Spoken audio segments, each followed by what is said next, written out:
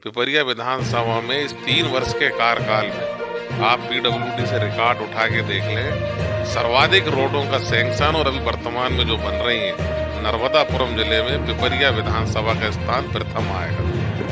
देखिए, हर चीज का एक समय होता है।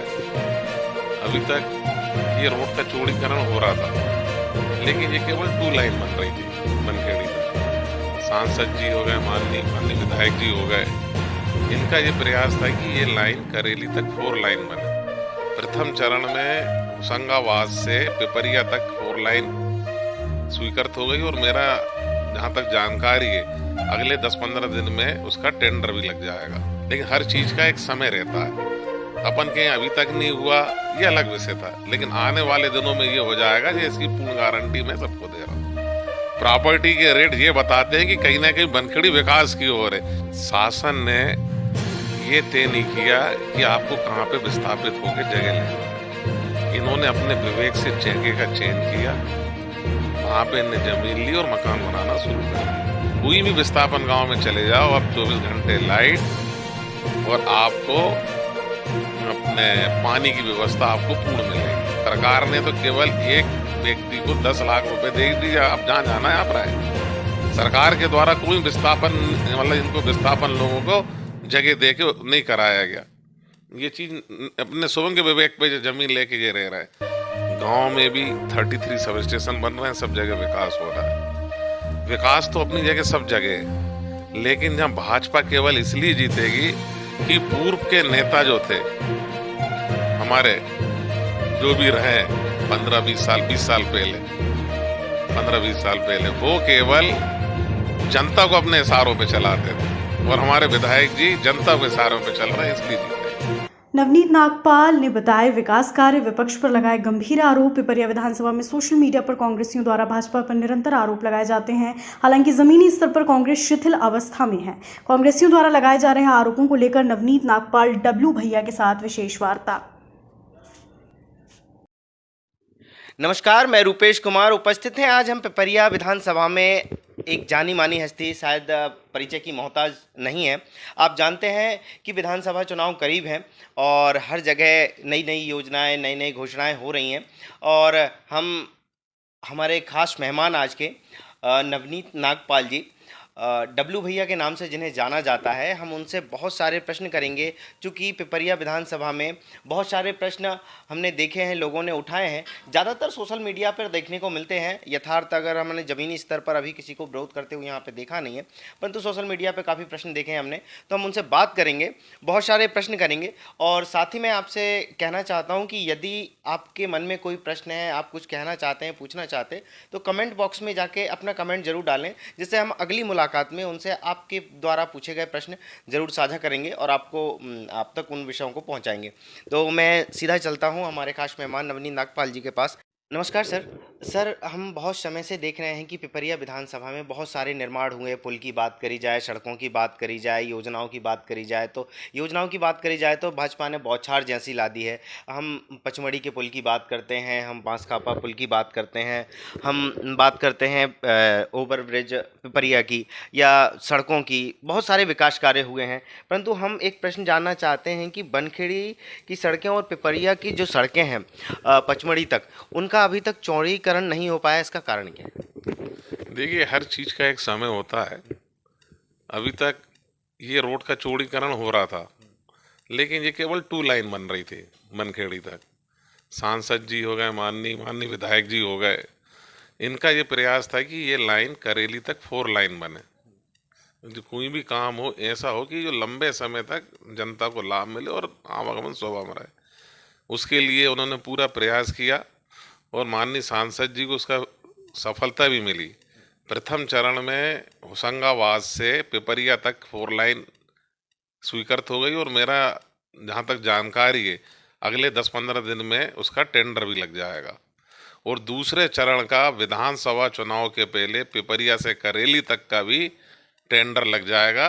ये मैं पूर्ण आश्वस्त करता हूँ आपको। लेकिन हर चीज़ का एक समय रहता है। अपन के अभी तक नहीं हुआ, ये अलग विषय था, लेकिन आने वाले दिनों में ये हो जाएगा। ये इसकी पूर्ण गारंटी मैं सबको दे रहा हूँ। हमने देखा नागपाल जी की अक्सर कांग्रेस द्वारा आरोप लगाए जाते हैं, जन सामान्य से तो नहीं मगर कांग्रेस द्वारा निरंतर आरोप लगते हैं कि झिरपा बनखेड़ी से झिरपा रोड जो है वो अब तक क्यों नहीं बन पाया है, चूंकि छिंदवाड़ा और बनखेड़ी की दूरी कम हो जाएगी, तो अब तक भाजपा द्वारा ये कार्य नहीं किया। ये भी हमारी प्राथमिकता में है, लेकिन प्राथमिकता में भी क्रम तय करना पड़ता है कि भाई पहले कौन सा बनेगा। ऐसा नहीं कि रोड नहीं बन रही है पिपरिया विधानसभा में।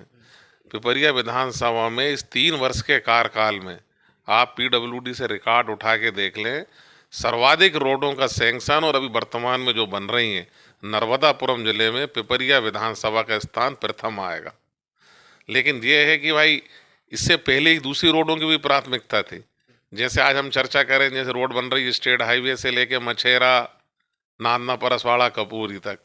यहाँ जनता को ज़्यादा से ज़्यादा जनता को कौन सी रोड से लाभ मिलेगा, वो प्राथमिकता हमारी पहले रहती है। बनखेड़ी झिरपा भी रोड बनेगी, लेकिन ये रोड केवल एक आने जाने के लिए सुगम शॉर्टकट है, लेकिन जनता का लाभ जो इन रोडों से हो रहा है, इन रोड जनता का लाभ इस रोड से नहीं है।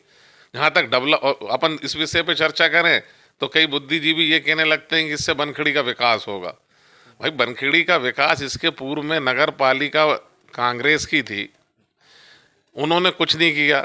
और वहाँ पे कानून व्यवस्था ऐसी थी कि लोग वहाँ पे मकान नहीं बनाते थे, या तो मकान गाडरवाड़ा बनाते थे या पिपरिया बनाते थे। कभी इसी का विश्लेषण हमारे विपक्षी दलों ने नहीं किया। जब से सरकार हमारी दोबारा बनी शिवराज जी की, कमलनाथ जी के बाद, हमने वहाँ पे स्ट्रक्चर खड़ा किया, बनखेड़ी कानून व्यवस्था ठीक करी, तो आप इससे अंदाज लगा सकते हैं कि स्टेट बैंक वाली रोड पे 2000 रुपये फुट में कोई प्लाट बड़ी मुश्किल से लेता था, आज 6000 रुपये फुट में प्लाट नहीं है। प्रॉपर्टी के रेट ये बताते हैं कि कहीं ना कहीं बनखेड़ी विकास की हो रहे। पहले वो मूलभूत सुविधा स्ट्रक्चर खड़ा हो जाए, तो आने वाले दिनों में हम जान रहे हैं माननीय शिवराज जी फिर मुख्यमंत्री बनेंगे, और जनता जहाँ पे भाजपा के विधायक माननीय ठाकुरदास जी पे विश्वास रखेगी, तो अगला चरण इसका रहेगा।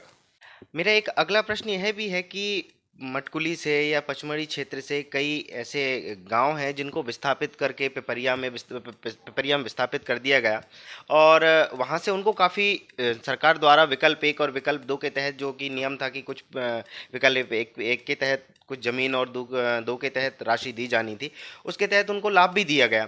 परंतु जहाँ पे जिस स्थान पर उनको विस्थापित किया गया है वहाँ पर कई सुविधाएं जो है शासन द्वारा दी जानी चाहिए थी, वो पर्याप्त सुविधाएं अभी वहाँ पर उपलब्ध नहीं है। शासन ने ये तय नहीं किया कि आपको कहाँ पे विस्थापित होकर जगह लेना है। इन्होंने अपने विवेक से जगह का चयन किया, वहाँ पे इन्हें जमीन ली और मकान बनाना शुरू कर दिया। ना किसी ने जनप्रतिनिधि से पूछा, ना शासन से पूछा।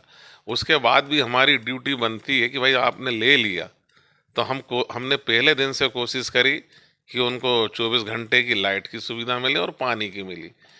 कोई भी विस्थापन गांव में चले जाओ, आप 24 घंटे लाइट और आपको अपने पानी की व्यवस्था आपको पूर्ण मिलेगी। जहाँ तक सड़कों का विषय, वो धीरे धीरे चरणबद्ध रोडें भी बनाई जाएंगी, लेकिन हमने खुद चिंता करके विस्थापन गांवों में पानी और बिजली की व्यवस्था साल भर के अंदर लागू करवाई। और ये अपने विवेक से वहाँ रह रहे हैं, इन्होंने किसी से सलाह नहीं ली कि हमें कहाँ जाना है। सरकार ने तो केवल एक व्यक्ति को 10 लाख रुपए दे दीजिए, आप जहाँ जाना है आप रहें।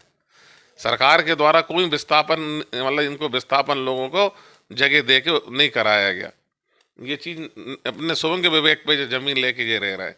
लेकिन उसके बाद भी हमारे माननीय ठाकुरदास जी और सरकार माननीय शिवराज जी से चर्चा करके बिजली और पानी की व्यवस्था हमने पहले दिन करी। जहाँ तक विस्थापन वाला विषय है तो केवल एक है, मटकुली का। अपना जो पचमढ़ी से विस्थापित हुए तो उनको मटकुली की तरह जो जगह दी थी, तो वहाँ सरकार ने बाकायदा रोड बनाई, बिजली की व्यवस्था करी। मोहगांव में पानी वहाँ प्राकृतिक रूप से वहाँ उपलब्ध नहीं था, तो अब नया बोर खुदवाया है। आने वाले महीने के अंदर वहाँ पानी की व्यवस्था भी पूर्ण हो जाएगी। वो सरकार के द्वारा किया, वहाँ 100% काम सरकार करके दे रही है। मेरा अगला प्रश्न आपसे यह होगा कि निरंतर हमने कई बार देखा है कि भाजपा पर आरोप लगते रहे हैं कि रेत उत्खनन जो है उसमें भाजपा जो है वो सहयोगी है, भाजपा द्वारा रेत उत्खनन किया जा रहा है या उनको बढ़ावा दिया जा रहा है, तो इस पर आपका क्या कहना है? ऐसा नहीं है, यहाँ पे कोई भी वैध खदान नहीं है। अगर आज किसी पंचायत में काम करने के लिए या प्रधानमंत्री आवास में रेत की ज़रूरत है तो वो आदमी अपने बाजू वाली नदी से नहीं उठाएगा तो कहाँ से उठाएगा वो।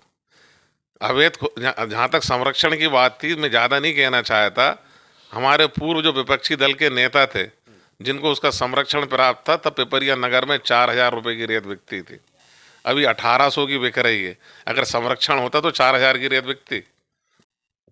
जैसे कि हमने उनसे काफ़ी सवाल पूछे हैं, हमारे आज के मेहमान नवनीत नागपाल जी से काफ़ी प्रश्न पूछे हैं।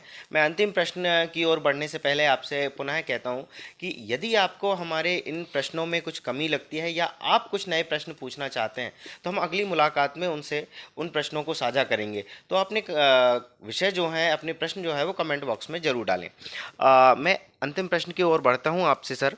सर, जैसा कि आप बता रहे हैं कि यहाँ पे विकास कार्य हुआ है, कई योजनाएं हुई हैं और हमने देखा भी है, स्तर दिखता भी है। तो यदि भाजपा यहाँ पर जीतती है तो उसके कारण क्या होंगे? देखिए, यहाँ डेवलपमेंट वाला विषय है। निश्चित तौर पे पिपरिया आप देख रहे हैं जब से नई परिषद बनी है, एक अपने नए काम करके पिपरिया को व्यवस्थित करने का प्रयास कर रही है। गाँव में भी 33 सब स्टेशन बन रहे हैं, सब जगह विकास हो रहा है। विकास तो अपनी जगह सब जगह है, लेकिन जहाँ भाजपा केवल इसलिए जीतेगी कि पूर्व के नेता जो थे हमारे, जो भी रहे 15-20 साल 20 साल पहले 15-20 साल पहले, वो केवल जनता को अपने इशारों पे चलाते थे और हमारे विधायक जी जनता के इशारों पे चल रहे हैं, इसलिए जीतेंगे।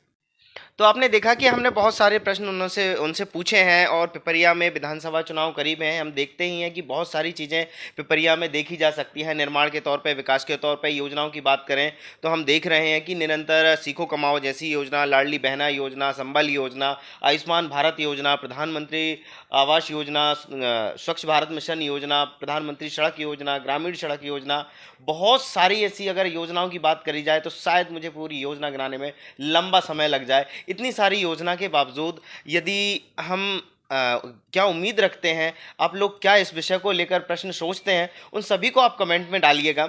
और हमारा एक निश्चित सा लक्ष्य है कि हम इन सारे प्रश्नों को लेकर अब जनता के बीच में भी जाएंगे, हम जनता से चर्चा करेंगे कि आपका क्या कहना है और आप इन विषयों को लेकर क्या सोचते हैं और इस बार किसको चुनेंगे और क्यों चुनेंगे। और यदि भाजपा ने विकास किया है तो क्या विकास किया है, और अगर नहीं हुआ है तो उन लोगों को कौन सी योजना का लाभ नहीं मिला है, ये प्रश्न भी सामने रखे जाएंगे कि भाजपा द्वारा जो योजनाएं चलाई जा रही हैं वो अब तक किन लोगों को मिली हैं और क्या उनको लाभ मिला है। इन सारे प्रश्नों को लेकर हम उनके बीच में जाएंगे, हम जनता के बीच में जाएंगे। तो चलते हैं, हम आप आगे चल के हम जनता के बीच में जाएंगे और मिलते हैं अगले अंक में। अपने शहर, अपने प्रदेश की ताज़ा खबरों के लिए लाइक करें, शेयर करें, सब्सक्राइब करें और हाँ, बेल आइकन दबाना ना भूलें, क्योंकि खबर हमारी, फैसला जनतंत्र का।